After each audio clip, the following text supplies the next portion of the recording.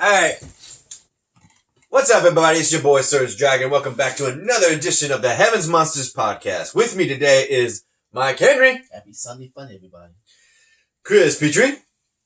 And Andre Mitchell. Yo. We're missing a lot of them today because a lot of things happened, including me. I missed out on a lot because I was called in to work. I'll leave that. I'm not going to get into that. But I'm good. Anyway, today we're going to cover February 14th. Valentine's Day. Yeah, Valentine's Day edition of Friday Night Smackdown and 205 Live. Let's go. Before I get started, you left up something. Thank you for reminding me. I asked him to remind me. Apparently, while me and T-Money were covering NXT and Raw, the NXT part we forgot to mention because we were kind of on the clock, was the Broserweights, Matt Riddle and Pete Dunne, were having their little episodes where they're trying to find a way to get to Portland because of the trophy. The trophy was the issue. They couldn't do it by public airport because they couldn't get on the plane with it. So they wanted to try and, road trip. And that was a good idea at first. Convertible, with the up the roof. Yeah. Until the cops come in and Matt was like, let me do the talking. Apparently neither of them had a license. They're like, I can't believe you're going around without a license, bro. Well, neither are you. Like a driver's license? Yeah, neither had a driver's license. That was a skit. Then they go around and say, what do we do now, genius? I got an idea. The next part of that in the episode was the fact that we had them in a swan boat, and he's like, your big idea is to travel in a boat? Nah, man, this is where I come to collect. And I got an idea. And it says to be continued again. And then they get to the final part, and they got a private jet. Instead, they put the trophy in the cargo in the back, and Matt Riddle goes and pushes him into it. He's like, hey, what are you doing? No, we're going in, bro. We're going to Portland. It's like, well, whose jet is this? And you hear the iconic music, that guitar. Time to play the game. Then I was like, they on Triple H's, they checking a joyride on Triple H's jet. Oh, God. That was funny. We got to see them over there. I wanted to see that. I got to see that later, man. Damn, that's messed up. What do you think, Maggie? I don't know where these two are headed. Oh, Portland. The Broserweights with a trophy. Yep. And put it inside of a golf cart. Can you survive in the cargo part of the plane? I don't think so. I don't know. No chance. What about you, Chris? You thought that was funny? Yeah. Andre? Hilarious. Alright, let's get back on to SmackDown. What was the first thing, Mikey? What started? The first A Moment Bliss of 2020. With Nikki Cross. And the Goddess. Yeah. Their host would be none other than Carmella. Corey Graves' girlfriend. Corey Graves? Yeah. Oh? Yeah. Oh, that's right. Total Divas. Total Divas, thank you. I forgot about that. It's been a while since that season ended. But yeah, you're right about that. In which case, they talk about how she's most likely going to attempt to get a second time SmackDown Women's Champion. But then Bayley comes out and trash talks her and everybody on that stage, saying that she's beaten everyone. So Carmella then says this. How's about I put my money where my mouth is and we do this match right here, right now. And they did. And they fought and these two, even though they've been best friends, but they sell their difference. Yeah, they used to be best friends in NXT. Yeah, long time. But now they're in the main roster and yeah, she says, I blame Sasha Banks. Mm-hmm. She changed when she came into the picture. Hey, which is true. Hey, it's 4 horsewomen. Yeah. Flair, Becky, Bayley. And the boss. Yep, and Banks. Yeah. And after the moment is over, here comes the match. Who won the match, my gay? Carmella had Bayley with the code of silence, the submission hold, but then Bayley just chop blocked Carmella's elbow, and then all of a sudden, the referee would miss the content by seeing Bayley's foot on the ropes, and it took 14 minutes to have Bayley retain the title. Yep. With that said, it would be Bayley who would then go on an assault on Carmella, stating that she is unstoppable and that nobody's going to take the title from her. Here comes Naomi to actually put a stop to that, and they get up all in each other's faces. And here comes Carmella jumping Bayley. And the quote is, the enemy of my enemy is my friend. Yep. Naomi and Carmella team up to just knock Bayley off her pedestal. But in the end, these two would look at each other and just like, what's next? Like I said, the enemy of my enemy is my friend. We then have two separate interviews between Naomi and Bayley. Bayley, who's upset knowing that nobody has what it takes, even though she might have been beaten up. The referee's decision was made that she is the winner and still the SmackDown Women's Champion. That's all that matters to her. While Naomi is stating that she's never defeated her and that soon she will be your two-time SmackDown Women's Champion. If she beats Carmella this coming Friday in a number one contender to determine who faces Bayley at Super Showdown. Yeah. Because you remember Crown Jewel was Lacey Evans versus Natalya making history. And now we're going to Australia. But Australia's more easy compared to Saudi Arabia. Yeah, but now you can have female matches, no problem. Yeah, but now we're going to have another one. And the question is, who is Bayley's going to face? Is it going to be Naomi or is it going to be Bayley? Yeah, we'll have to wait. Just ignore that. It's a call coming in. Yeah, but like I said, but my question is, did you see the hair on Naomi? She had that fro in a bow. I remember when she first came out, she had green, afro. Yeah, and she had. And now she got was it? She highlighted or sprayed up top of her fro, a scrunchy fro, in pink. Oh my god! I'm like, damn. What do you think of that, huh? What do you think of that, guys? That's all you, Sergio. That's all me. What do you mean, all me? What about you, Chris? I thought that hair, pink hair. Maybe we should pink your hair. No. You got the fro right now. You got the fro out of all of us. How about you? We should fro your head. Nah, that's all you. That's all you and Mikey over there. Hey, when I dressed up like Joker, I sprayed my hair green. I did. Why not? Anyway, what's next on the menu? The 2-on-1 handicap match between the Celtic Warrior Sheamus versus Shorty G, a.k.a. Chad Gable, and Apollo Crews. Oh. Damn, that was dissatisfying. It's all because of the Celtic Warrior. Yeah, it was a 2-on-1 because the two guys getting picked on by Sheamus ended up tag teaming to fight him, but one broke kick after another broke kick, and that's it. Sheamus is still on top with no one to really challenge him. That's it. Who do you two think should be Sheamus' opponent on SmackDown? Who do you think would give him a run for his money? Oh, I think Daniel Bryan. Surprised nobody said Roman Reigns and Braun Strowman. They're on SmackDown. I say Strowman. Yeah, and he's the Intercontinental Champion. Speaking of which, what's next? Hulk Hogan speaks out about being inducted to the 2020 Hall of Fame with the NWO friends of his. And interrupted by a Firefly Funhouse. Bray Wyatt / The Fiend. Yeah, he's acting like he's a reporter. What the hell? A reporter? We come in the breaking news that this interview is fantastico. We're like, what the fuck? What? Oh, trust me, folks. Okay. Goldberg is gonna whoop Bray Wyatt's ass at Super Showdown. Trust me. Yeah, that's what Hulk Hogan said too. That you don't know anything like Goldberg. Goldberg will test you and beyond that. Ooh, jackhammer, spear. Yeah, spear. It's just two moves. Yeah, like I said, jackhammer, spear. Yeah, you try to pull up a third finger, but you can't think of anything.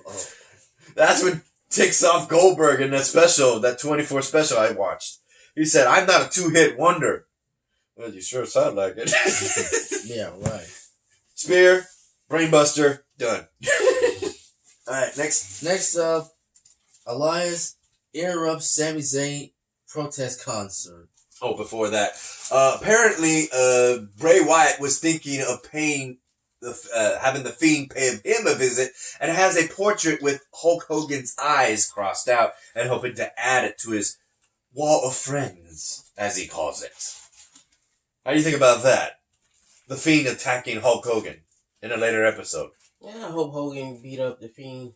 I don't think so. Not the way the storyline's going. Yeah. Okay, back. What were you saying? Like I said, Elias interrupts Sami Zayn's protest concert. We got chocolate incoming! Incoming! Right on my pics. Whoa. Oh, he's editing the video. I was gonna say turn. I told you, that's what he does on his. That's what I said. That's what he does. If y'all want to check that out, we'll do the. Yeah, you know what? Let's do it. But I thought you were gonna throw it, Chris. It's my mom. She's throwing her chocolate. No. Chocolate. You said no. The chocolate. Oh no. Oh no.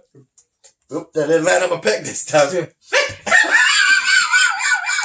He died.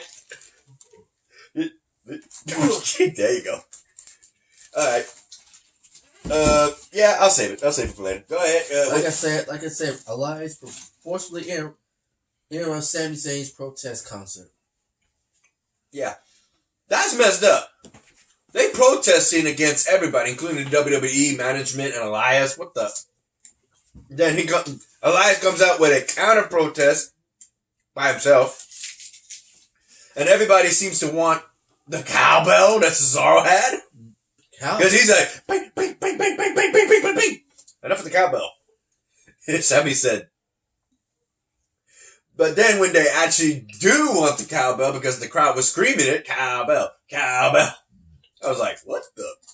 Cowbell? Are you kidding me? They'll cheer for it.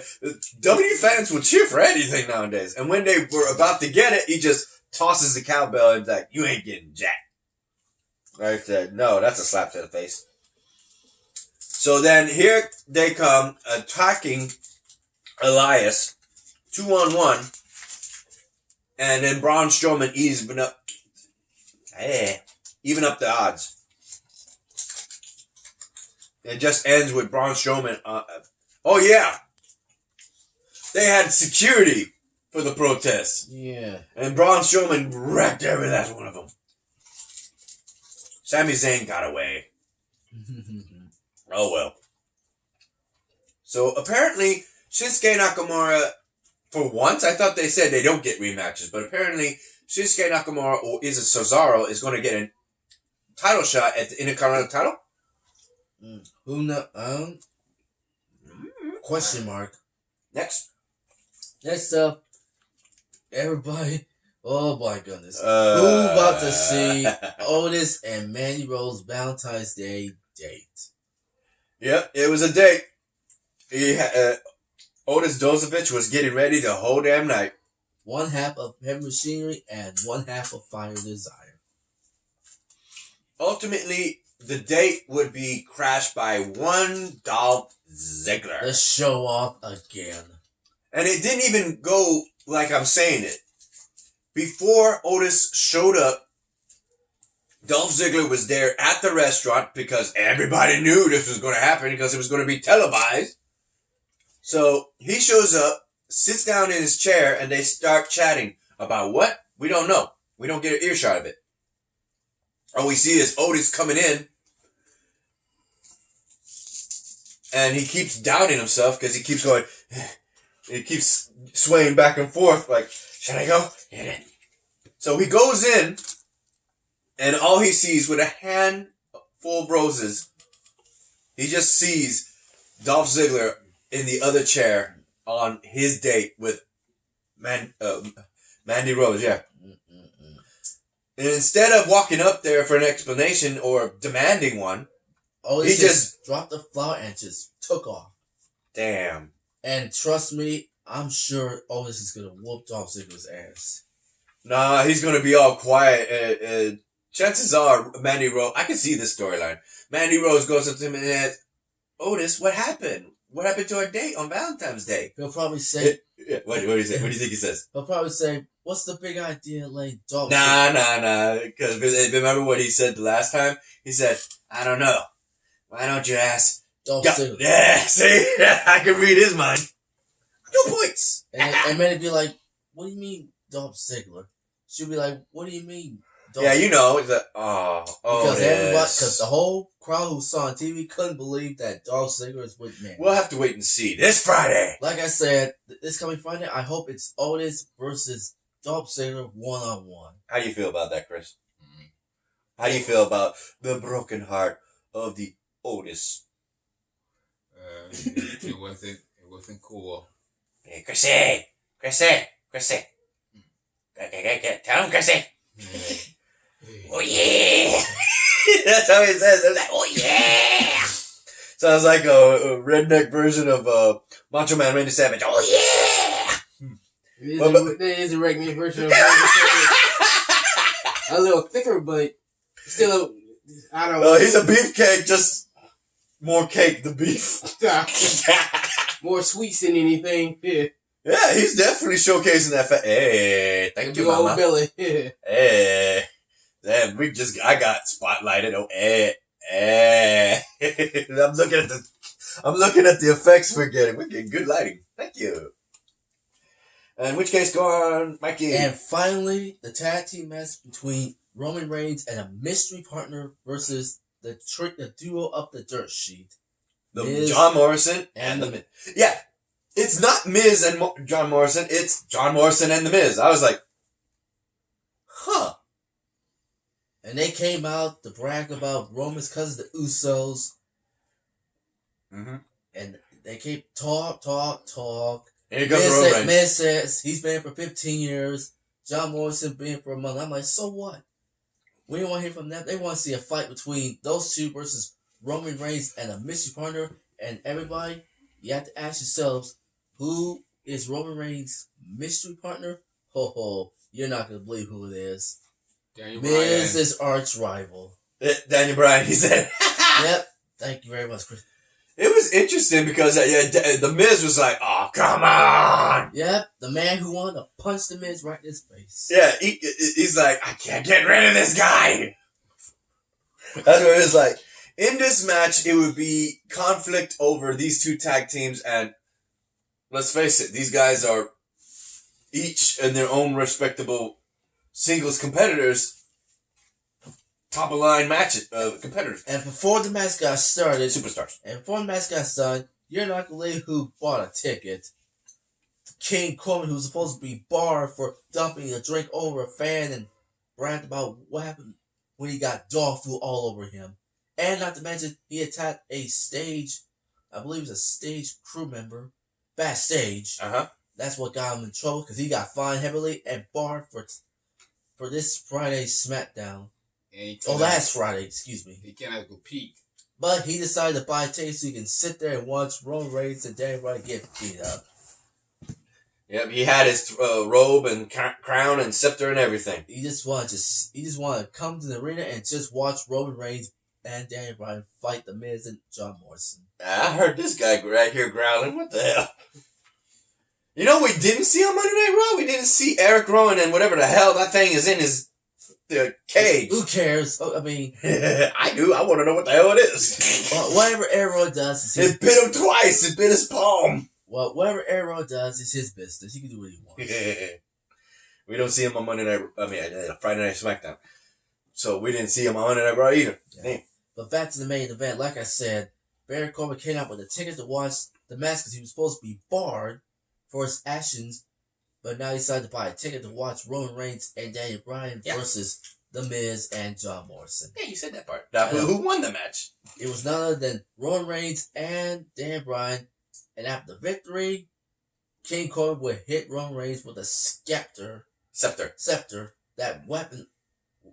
Yeah, that blunt force weapon. Yeah, and laid the big dog out, and he makes his way to the exit, and that's how SmackDown came to an end. With commentary saying that he can jump, but there is no running, there is no hiding, because at Super Showdown... A steel cage. Yeah. No escape. It's gonna be a steel cage. And that's how Smackdown ended.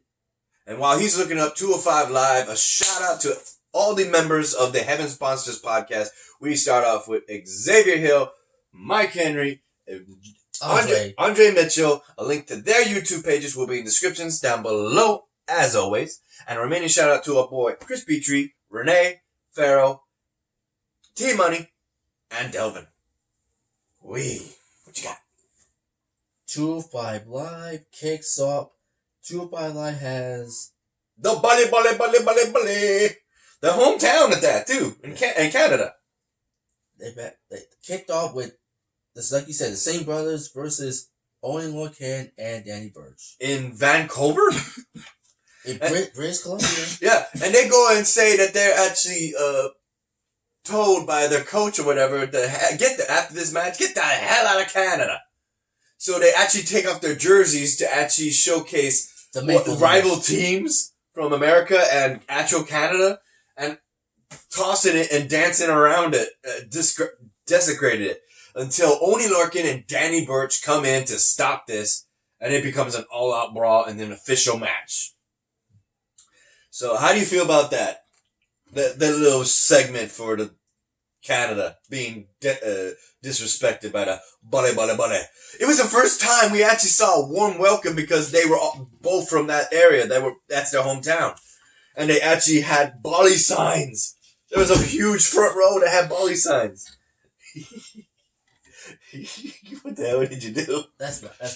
You had to slam it. She's looking at you while I'm sitting right there like... Well, it's not the door. It's just me putting my drink. Yeah. How did you think about the Bali signs? That was weird. I hate it. And who won that match between Oni Lorcan, Danny Burch, and the Bollywood Boys? Winner was Lorcan and Burch.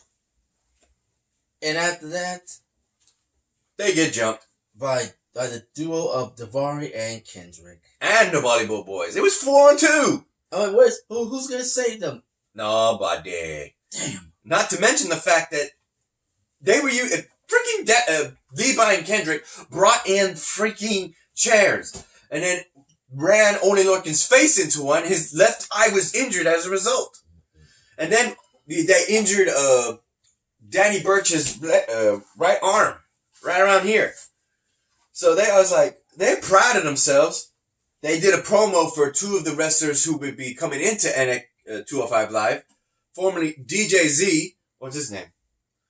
Joaquin Wiley? Yeah. We'll get to that shortly. And as well as Mendez. Raul Mendoza? Mendoza, yeah. That will be their match next week. In which case, after that, we would have D. Brian Kendrick make a wisecrack say, oh, now I can talk? Because we've been missing out on this because of the fact that they would be talking about everybody else but the originals. So they felt like it was in their right to take over the business. So they were scheduled to have a match instead of going back and have their entrance music play. They said, let's have a match right now, whoever they got. And who came out? Tony Nese. Yeah, and I told you guys who came out. It's his tag team partner would be none other than the returning Mike Kanellis. Where the hell's Maria? Did she give birth to their second baby already? Is that why he's happy because the baby's been born and now the second power influencing baby? She had a power hunger thanks to that baby. Development. What the hell? In the second round, no. But he's happy. He's like, yeah! He should be. Who won? This was an interesting match because it would go back and forth. This is a long-ass match! This went over 20 minutes! It was just back and forth between these four. And I like how the commentators said that between these four men, I had never seen a match with this much ego between these four competitors in 205 Live history. I'm like, holy shit, he's right. Damn! I don't know who to vote for. In which case, who will be the winners? Tony Nese. And Mike Kanellis. there you go. But not so fast because there was no time for celebration as Lorcan first returned for retribution.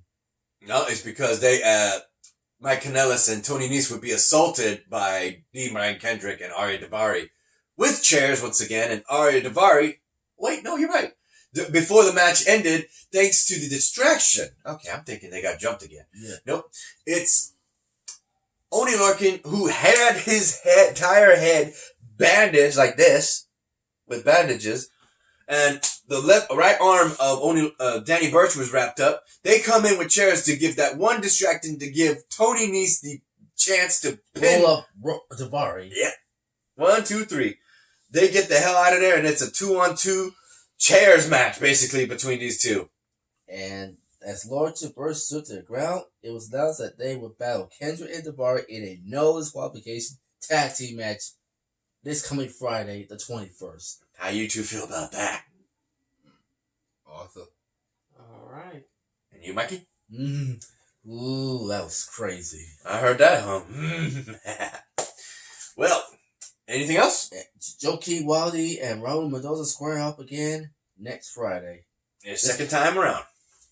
And that's it. And, And like I said, Lorcan and Burch ready to brawl. Blah, blah, blah. Talk. not to mention, this week, I think you said, this Wednesday on NXT, we will have the NXT Cruiserweight Championship defended against Devlin and Leo Rush. Leo.